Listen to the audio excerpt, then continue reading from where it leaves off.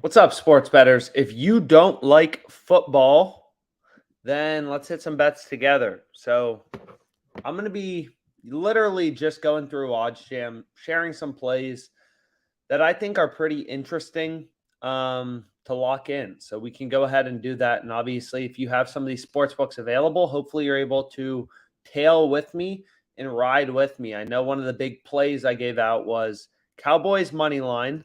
So hopefully we're able to ride this to victory. We got a lot of money on the Dallas Cowboys tonight. So not sure what just happened here, but hopefully the Cowboys are able to squeak it out. Giants are second one at Dallas 32. So let's go ahead and let's talk about some of these bets. I locked in this play, San Francisco 49ers minus 126. I mean, obviously they just had a pretty disappointing loss against the Broncos, but I mean, hard to hate at minus 126 on FanDuel when DraftKings, Caesars, WinBet are all pricing it at minus 140. Under 62 in Indiana, Nebraska. This I already think I bet. If we go here, I bet it under 62 at plus 105. So now it's down a bit to plus 100, but still worth dabbling in under 62 if you have WinBet Sportsbook available to you. We got a soccer play. So again, with these recommended filters on, right, the whole goal is all these bets beat the VIG, right? The way that sports betting works and the way that kind of OddsJam works is really the platform just tries to scan all the sportsbook odds in real time. That's why we started it, because data is important as a sports bettor, and there's not enough focus on good, high quality, fast data.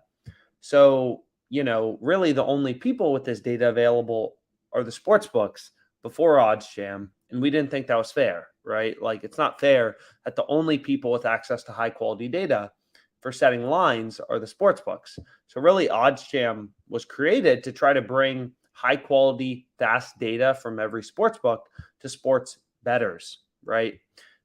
Because data really means everything. Because as a sports bettor, you're always at the disadvantage of the VIG, right? Sports books are always charging 4% of a spread, right? Plus 100 and minus 120. So these lines aren't fair, right? Or, they're markets, right? So essentially, like Bet Online, based on their market with VIG, you essentially can assume what their true prices are, right? Bet Online has the over minus 120. They have the under plus 100. So the true price with the VIG removed is going to be, minus 109 on the over, plus 109 on the under. So, okay, great. We know that. So essentially, like, we're always, as a sports bettor, looking for these rare betting opportunities, such as on Man United or Manchester City over 2.5 goals, where we're beating the VIG, right? So, like here, for example, Pinnacle. So these are two of the sharpest sports books. Plus 108, minus 121 is the line on Pinnacle. So the true price, according to Pinnacle, so Bet Online was plus 109. The true price, according to Pinnacle, is going to be, plus 114. So the odds we're getting on FanDuel beat the line with the VIG removed from Pinnacle and Bet Online, right? And this is the way every sportsbook works. They have some model that spits out, hey, here's what we think, the win probability for a bet is and the true price is. And then they slap their VIG on top. They add their VIG, they add their spread, right? It's essentially like somebody being like, hey, I think, this is worth $5. So I'll buy it for $4 or I'll sell it for $6, right? They're just setting a spread around what they believe the true price is with no spread. Sportsbooks make money by charging the spread. So the play we want to go with in this case is going to be Man City over 2.5 goals. So that's a play I'm going to end up going with. And okay, the Giants scored 3-3. Pretty exciting game. But what we can do is we can just go here and we can go to Man City, and you got to know how to navigate the sports books quickly because these lines can move quick, right? You use data to find value, inform your betting decisions. That's exactly how the pros do it. The sharps do it, kind of everyone. So we're just using data to try to tease out where is the value, right? Like, there's no reason to try to model sports betting. There's really not. It's really just about looking at the odds and spotting these big discrepancies. And those are the plays you want to look at and determine if you want to bet. Like, this bet is just very clearly good. Pinnacle, the true price according to Pinnacle, plus 100, minus 121. According to the sharpest bookmaker, it's plus 109.5. We're getting plus 120 on Caesars. So this is definitely a play we want to lock in, right? Looking for value in the odds. And again, the reason sports betting is so powerful is like we're earning this return by October 9th. Stock market returns 8% a year, 2.74% in, a little over a week and a half. Doesn't seem particularly bad. So we're always looking for value as a sports bettor. So we might as well lock in this one first. So we can go here and we can go to this bet and lock it in. And again, like what I recommend is if you don't believe, kind of in value betting, just like paper try it, right? Just like take the OddsJam positive EV page, only bet $1 on it, and track your profit and loss over a large sample size of bets, right?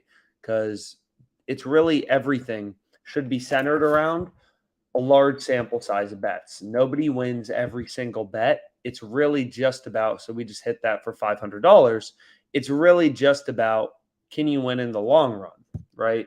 Like we say this all the time, but at minus 110 juice, the sportsbook has a 2.38% advantage on sports bettors. You need to win 52.38% of your bets to break even against the sportsbook. So pros, sharps, people who do this full-time for a living, they're winning on point spreads in totals 55% of the time, right? So recreational bettors are winning 50% of the time. So it's not like you need to win every single bet to be a good sports bettor. You just need to win on spreads and totals 55% of the time. So you need to increase your win probability by 5%, which is essentially enough to beat the VIG and take the sports book from having the advantage to you having the advantage, right? And you're not going to beat the math, the markets long term, which is why you always need to look for value, right? Keep recommended filters on, place these bets. You'll notice your net profit is pretty high. So we can see if there's any live bets available. Looks like over 36.5. If you're looking for a play on DraftKings is currently available. In Giants Cowboys, obviously it's been pretty low scoring so far. Whoa, they got it at the Giants 14. So, maybe this is a play you want to go with. 3-3. Pretty interesting. So what we can do as well is let's go through the bets we currently have open for this game. So we have Cowboys money line, Cowboys plus half on the first half point spread. So both of these bets look decent. I mean, not incredible. And then we have a couple player props. Elliott 60 plus rushing yards, Richie James under 35.5 receiving yards, and Pollard 3 plus receptions. So hopefully you enjoyed this video. I'm probably going to go live a bit later. And let's call it soon. I'm going to go live a bit later. I want to watch a bit of the game.